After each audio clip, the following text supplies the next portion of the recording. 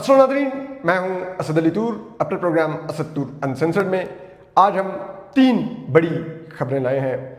एक तो जो मोहसिन नकवी साहब ने और DGSP लेफ्टिनेंट अहमद शरीफ साहब ने जो नून लीग को झटका दिया है, तो उसके बाद कल शरीफ ख़ानदान की दूसरी बड़ी बैठक हुई हालिया हफ्तों में, जो कि बड़ी अहम थी। उसमें क्या बातचीत हुई, क्या माहौल था, सब कुछ आपको असद तूर अनसेंसर्ड में बताएंगे। दूसरी जो बड़ी खबर आपको बताएंगे कि इसी नए सूबों इंतज़ामी यूनिट्स के ऊपर पीपल्स पार्टी ने भी बड़े फैसले लिए हैं। वो क्या है ज़रा वो भी आपको बताएंगे। उनके अंदर भी क्या चल रहा है, परेशानी वहाँ पर भी बड़ी है, लेकिन वो क्या है ज़रा वो भी आपको बताएंगे। और तीसरी खबर कि गुज़िश्ता रोज़ इस्लामाबाद में जो कश्मीर के लिए, आज़ाद कश्मीर के अंदर जो कशीदा सूरत हाल है, जो पुरतशद्दुद वाक़यात हुए हैं, उसके ख़िलाफ़ कश्मीरियों ने इस्लामाबाद में एहतजाज किया था। और अब उसके ख़िलाफ़ इस्लामाबाद पुलिस क्या कर रही है, उसके रद्द-ए-अमल में वो बड़ा ही अफसोसनाक और परेशान कुन है कि ये मुल्क को हम क्या बना रहे हैं। तो लेकिन सबसे पहले आगाज़ करते हैं फार्म 47 की लास्टिक की शलवारों वाले शरीफ ख़ानदान की।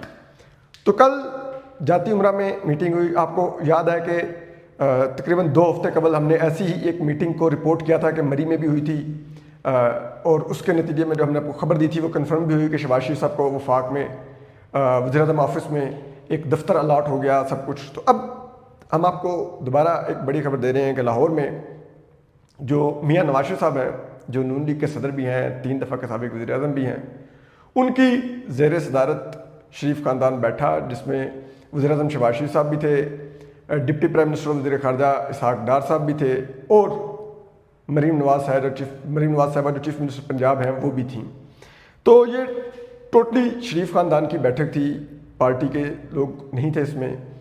और यहाँ पर बड़ी डिटेल में डिस्कशन हुई और बड़ा जिसे कहते हैं ना वो इजहार नाराज़गी किया गया जो मोहसिन नकवी साहब हैं, वफाकी वज़ीर दाखिला हैं, उनकी स्टेटमेंट के ऊपर, उनके बारे में उनकी कारकर्दगी को बहुत क्रिटिसाइज़ किया गया। इस किस्म की बातें की गई कि जनाब देखें, ये बात करते हैं वजारत दाखिला इनके पास है, मुल्क के आज क्या सिक्योरिटी सूरत हाल है, दहशतगर्दी इतनी ऊपर चली गई है, फ़लान है, ये है, वो है। इस्लामाबाद के तरक्याती मनसूबों में भी चीज़ों की बातें हुई वहाँ पर करी, वो कैसे ठेके दिए लिए और क्या क्या उन सब में हुआ, वो उस सब पर भी हुई। और वज़ीर-ए-आज़म शहबाज शरीफ साहब बड़े बेबस नज़र आए। मियाँ नवाज शरीफ साहब ने उन पर तंज़ भी किए होंगे कि जनाब आप तो कह रहे थे कि गल हो गई है, मुझे नहीं निकालेंगे, ये किसी के भी नहीं सके, ये आप इनको खुश रख ही नहीं सकते, इतना लेट के भी नहीं खुश रख सकते। और मरीम नवाज़ साहबा भी बड़ी बरहम और नज़र आई, परेशान भी। और ये भी बातें की गई कि जिस तरह से इसहाक़ डार साहब को वज़ारत ख़ारजा में माइनस कर दिया गया, और मोहसिन नकवी साहब जहाज़ ले लेकर कभी ईरान जा रहे थे, कभी अमेरिका जा रहे थे, कभी सऊदी अरब जा रहे थे। तो ये देखें, हमारी तो हर जगह पे कारकर्दगी खुद इन्होंने करटेल की है, हमें परफॉर्म करने नहीं देते, हमारी मिनिस्ट्रीज़ में ये दखल देते हैं। तो इस किस्म की तमाम वहाँ पर गुफ्तगू हुई। और एक चीज़ जो बड़ी ही दिलचस्प है और बड़ी अहम है, वो ये है कि ये भी नून लीग में ऑप्शन डिस्कस हुआ कि क्या हम अर्ली इलेक्शन में जा सकते हैं अगले साल के आगाज़ में, और क्या कर सकते हैं, या हमें वक्त का इंतज़ार करना चाहिए इलेक्शन का। तो मुझे जब ये बात जिन ज़राए ने बताई, मुझे बड़ी हंसी आ रही थी। मैंने कहा मतलब कैसे जाएंगे भाई, कैसे जाएंगे अगले इलेक्शन में, आपकी हैसियत क्या है? अगले इलेक्शन में जाने का फ़ैसला किसी और ने करना है जो आपको लाए हुए हैं। वो जिस दिन चाहेंगे आपको घर भेज के अगला इलेक्शन करवाना होगा, अगला इलेक्शन करवा लेंगे, टेक्नोक्रेट सेटअप बनाना होगा, टेक्नोक्रेट वाले कुछ भी उन्होंने करना होगा वो करेंगे, आपकी तो साख ही नहीं है। और एक और जो बड़ी अहम और दिलचस्प खबर है इस मीटिंग से निकली, वो ये है कि कहते हैं कि वहाँ पर ये फ़ैसला हुआ है कि जी मियाँ नवाज शरीफ साहब, आप सियासी तौर पर मुतहर्रिक हो जाएं, आप पार्टी को दोबारा से मजबूत करें, अवाम में जाएं, जलसे करें, तो उससे ज़रा पुश बैक क्रिएट होगा। तो वो मुझे बड़ी हंसी आई। और कहते हैं कि उसकी वजह यह है कि मियाँ नवाज शरीफ साहब अब शरीफ ख़ानदान, PMLN, पाकिस्तान की फ़ौजी क़यादत को ये पैगाम दे रही है कि अगर शहबाज शरीफ जैसा मिटा हुआ, झुका हुआ, लेटा हुआ शख्स भी आपको नहीं कबूल, तो फिर یہ لوگ آ رہے ہیں میاں نواز شریف صاحب، جن سے آپ کا ہمیشہ پھڈا ہوتا ہے، جو ہارڈ بارگینر ہیں، جو بقول پی ایم ایل این کے جھکتے نہیں ہیں، حالانکہ اس دور میں تو لیٹے ہوئے پائے گئے ہیں. خیر anyway P M L N کے بقول وہ جھکتے نہیں ہیں، لچکدار نہیں ہیں، تو پھر اسٹیبلشمنٹ کو بڑی پرابلم ہوگی. تو مجھے بڑی ہنسی آئی جب میں نے سنا. میں نے کہا یار بات سنیں، انہوں نے صرف اتنا کرنا ہے کہ انہوں نے لاہور میں ڈاکٹر یاسمین راشد والا حلقہ کھول دینا. میاں نواز شریف صاحب کی وہیں پہ فارم 47 کی لاسٹک کی شلوار اتر جانی ہے. پھر اس اتری ہوئی شلوار کے ساتھ وہ آپ کو لگتا ہے کہ وہ اسٹیبلشمنٹ کے خلاف جسے کہتے ہیں محاذ لے کر بیٹھے ہوئے ہوں گے. نہیں ہو سکتا نا، یہ پاسبل ہی نہیں ہے. 1998 کے قصے میں ابصار عالم صاحب نے ٹویٹ کیے ہوئے کہ 1998 میں جہانگیر کرامت اس وقت کے آرمی چیف نے ایک بیان دیا تھا، تو نواز شریف صاحب نے بلا کر ان سے استعفیٰ لے لیا تھا. تو کیا محسن نقوی کے بارے میں شہباز شریف صاحب یہ کریں گے؟ بھائی نواز شریف صاحب 1997 میں الیکشن جیت کے آئے ہوئے وزیر اعظم تھے. آج شہباز شریف صاحب فارم 47 کے لاسٹک کی شلوار پہنے ہوئے وزیر اعظم ہیں. اور محسن نقوی صاحب وہ ملٹری قیادت کے آدمی ہیں. آپ کی جرت ہی نہیں ہے آپ ان کے نزدیک پھٹک سکیں. وہ آپ سے زیادہ طاقتور ہیں. وہ وزیر اعظم کے فیصلوں کو ویٹو کرنے کا اختیار رکھتے ہیں. محسن نقوی صاحب، آپ ان سے استعفیٰ لیں گے؟ اوقات کیا ہے ان کی؟ شریف خاندان کی کہ یہ استعفیٰ مانگیں گے یا لیں گے؟ وہ ہے نہیں. خواجہ آصف صاحب نے بڑی طنزیہ ٹویٹ کیا کہ یہ جو محسن نقوی صاحب ہیں، یہ ان چیزوں پر بات کرنے کے لیے پارلیمان میں آئیں، کیبنٹ میں ریز کریں اس ایشو کو، اس پارلیمان اور کیبنٹ کو جس کو یہ زیادہ ٹائم بھی نہیں دیتے. تو وہ پلڈیٹ کی رپورٹ کے مطابق بھی کہ پچھلے پورے پارلیمانی سال میں محسن نقوی صاحب نے قومی اسمبلی میں آ کر 10 منٹ گفتگو کی اور جسے کہتے ہیں سینٹ میں 2 منٹ گفتگو کی. تو ظاہر بات ہے محسن نقوی صاحب کو پتا ہے کہ اس پارلیمان کی کوئی وقت ہی نہیں ہے. یہاں پر فارم 47 کی لاسٹک کی شلوار والے لوگ بیٹھے ہوئے ہیں، وہ ان میں جا کے کیوں بیٹھنا پسند کریں؟ نمبر 2، محسن نقوی صاحب کا جو اسٹیٹس ہے اس کے آگے تو اس وقت یہ سارا یہ نون لیگ یا پارلیمان کے لوگ کچرا ہے. وہ کچرے میں جا کے کیوں بیٹھے ہیں؟ وائی؟ تو وہ بس ان کو اپنی اوقات پتہ ہونی چاہیے. خواجہ صاحب پتہ نہیں کس منہ سے ٹویٹیں کر رہے ہیں، رانا صاحب پتہ نہیں کس منہ سے طنز کر رہے ہیں کہ جی آصف زرداری صاحب کا دوسرا بیٹا بولا ہے. تو چھوڑ دیں نا، اب وہ آپ کا سارا کہانی فلش آؤٹ ہو چکی ہے.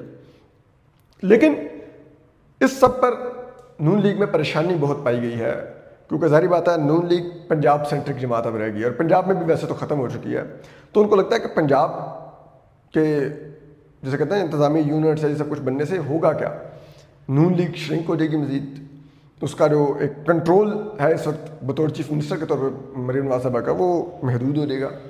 تو وہ تو اس پر کبھی نہیں مانیں گے. اور یہی اسٹیبلشمنٹ کی بھی اسیسمنٹ ہے ان کے بارے میں کہ شریف خاندان اور زرداری خاندان اس لیے نہیں مانے گا کیونکہ ان دونوں کے پاس ایک ایک صوبہ ہے اور اس صوبے کی بہت بڑے بڑے بجٹ ہیں. تو وہ بجٹ چھوٹے ہو جائیں گے تو ان کا جیسے کہتے ہیں نا مال پانی بھی گھٹ جائے گا، تو یہ کبھی نہیں مانیں گے.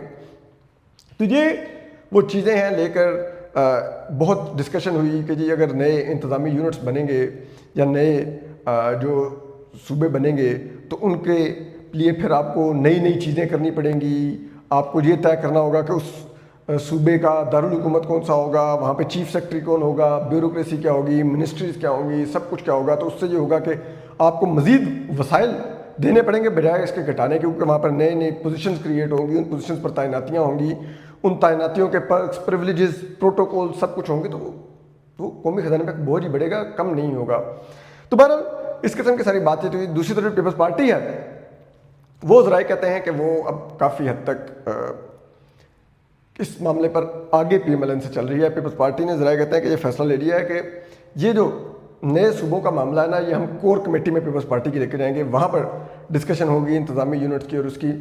اور ایک خبر یہ ہے کہ وہاں سے بھی پیپلز پارٹی کی طرف سے بھی یہ پلان کیا جا رہا ہے کہ وہاں پہ پوری کور کمیٹی ایک پش بیک کرے بیٹھ کے کہ یہ اس طرح صوبے نہیں ہو سکتے، سندھ کو آپ تقسیم نہیں کرتے، سندھی نہیں مانیں گے وغیرہ وغیرہ. تو یہ ساری ادھر بھی بات چیت ہوئی ہے. اور دوسرا کیونکہ بلاول بھٹو صاحب بہت تلخ ہوئے ہوئے ہیں پی ایم ایل این کے بارے میں، تو شریف خاندان کی میٹنگ میں بلاول بھٹو صاحب پر بھی بڑا برہمی کا اظہار کیا گیا. آصف زرداری صاحب پر برہمی کا اظہار کیا گیا کہ جناب وہ ججز کا نوٹیفیکیشن روک کے بیٹھے ہوئے ہیں، سمری نہیں سائن کر رہے. تو یہ سب معاملہ بھی پھر جسے کہتے ہیں پیپلز پارٹی کے بھی پاس ہے. اب پیپلز پارٹی 2-3 گراؤنڈز پر کھیل رہی ہے.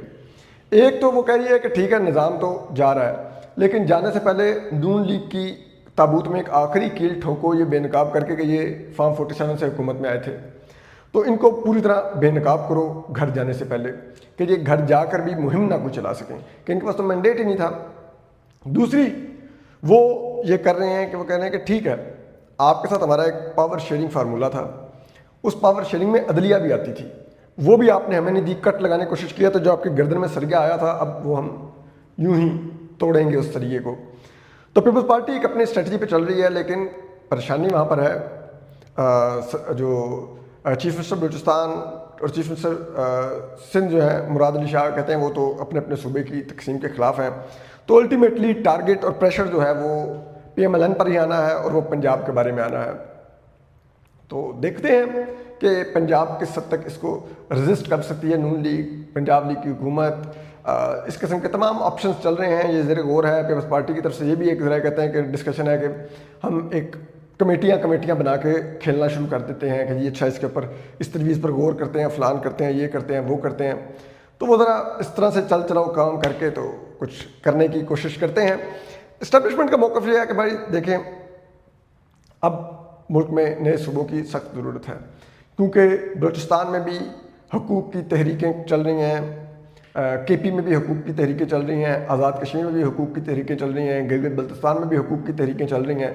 تو جو حقوق کی تحریکیں ہیں بڑی پاپولر ہیں اور ان کو بہت عوامی سپورٹ ہے، تو جب اگر کوئی بلوچستان میں کوئی تحریک کھڑی ہوتی ہے تو پورا بلوچستان اس کے پیچھے کھڑا ہو جاتا ہے۔ تو اگر ہم ان کو انتظامی یونٹس یا صوبوں میں تقسیم کر دیں گے تو ہوگا یہ کہ اگر بالفرض تحریک ایک علاقے میں کھڑی ہوئی ہے تو وہ اسی علاقے تک محدود رہے گی، باقی پورا بلوچستان اس کے نہیں ہے، کیونکہ وہ ڈفرینٹ پروونسز ہوں گے۔ اسی طرح دیگر جگہوں پر بھی وہ اسی قسم کی تقسیم چاہ رہے ہیں۔ تو یہ ایک سارا ہے پریشر، اصل میں جو عوام کا جو ڈیمانڈز بڑھتی جا رہی ہیں وہ پریشر ہے، اور اس ڈیمانڈز کو ویک کرنے کے لیے، ان تحریکوں کو کمزور کرنے کے لیے اور محدود کرنے کے لیے یہ نئے صوبے اور انتظامی یونٹس کی اصل تکلیف ہے۔ تو اب ذرا آتے ہیں اگلی خبر کی طرف جو بڑی ہی تشویشناک ہے کہ آپ کو معلوم ہے 2 روز قبل اسلام آباد میں بڑا مظاہرہ کیا تھا F10 میں آزاد کشمیر کے شہریوں نے، اور بہت بڑی تعداد تھی، لائک میں وہ دیکھ کر میں نے وہ ویژولز اور پکچر دیکھی تھا، بس سرپرائز یہ تو میں جانتا تھا کہ آزاد کشمیر کے بہت بڑی تعداد میں لوگ راولپنڈی اور اسلام آباد میں مقیم ہیں، لیکن وہاں پر ہزاروں شہریوں کا اکٹھا ہونا ظاہر کرتا تھا کہ کشمیریوں میں کتنی بے چینی پائی جاتی ہے۔ اب اس کے بعد سینٹر مشتاق اٹھائے جا رہے ہیں، ان کے خلاف کارروائیاں ہو رہی ہیں، حالانکہ سینٹر مشتاق صاحب کا کریڈٹ ہے، غزہ سے لے کے کشمیر تک وہ ہر جگہ پر مظلوم کے لیے گئے ہیں، اور خود گئے ہیں پریکٹیکلی، صرف زبانی کلامی بیانات نہیں انہوں نے دیے، ٹھیک ہے۔ تو آپ کو ان کی سینٹر مشتاق صاحب کی اس چیز کا ان کو کریڈٹ دینا پڑے گا، اور دینا چاہیے بھی کہ وہ کھڑے رہے ہیں غزہ کے مظلوموں سے لے کر آج کشمیر تک، وہ کے پی میں بھی لوگوں کے لیے بات کرتے ہیں، بلوچستان کے لوگوں کے لیے بات کرتے ہیں، جب وہ لاپتہ افراد کی مائیں بہنیں دھرنا دینے آتی ہیں اسلام آباد میں، وہ ان کے ساتھ بھی ڈیلی آ کے بیٹھتے ہیں اور گھنٹوں وہاں پر گزارتے ہیں، تو ہی از اے ٹرو ایکٹیوسٹ۔ تو آپ ان کے ساتھ یہ کر کے کیا آپ حاصل کریں گے؟ اور پھر ادھر جو جن لوگوں نے کوریج کی، اب وہ رضی طاہر صاحب، وہ ان کو گرفتار کر لیا ہے جناب اسلام آباد پولیس نے، ریڈ ہو رہے ہیں، سنا ہے جو کشمیری ان کے گھر، آج آزاد کشمیر میں دوسرے مرحلے کا الیکشن ہو رہا ہے، وہ شبیر ڈار صاحب نے ٹویٹ کیا ہوا ہے کہ وہاں پر وہ یہ گولڑا کے ایریے سے جو کشمیری ایک فیملی ہے 15 لوگ ہیں، ان کو اٹھا کے لے گئی اسلام آباد پولیس، کیونکہ وہ مہم چلا رہے تھے جماعت اسلامی کے آزاد کشمیر میں کینڈیڈیٹ کے لیے مظفر آباد میں، انہوں نے انجم وکیل کے کہنے پر نون لیگ کے لیے مہم نہیں چلائی، تو وہ اٹھا کے لے گئے ہیں۔ اب کیا ثابت کرنا چاہ رہے ہیں، اور آج جس قسم کے الیکشن ہو رہے ہیں ان سے کیا نکلنا ہے؟ بہرحال تشویشناک صورتحال ہے، اپنا خیال رکھیے، اللہ حافظ۔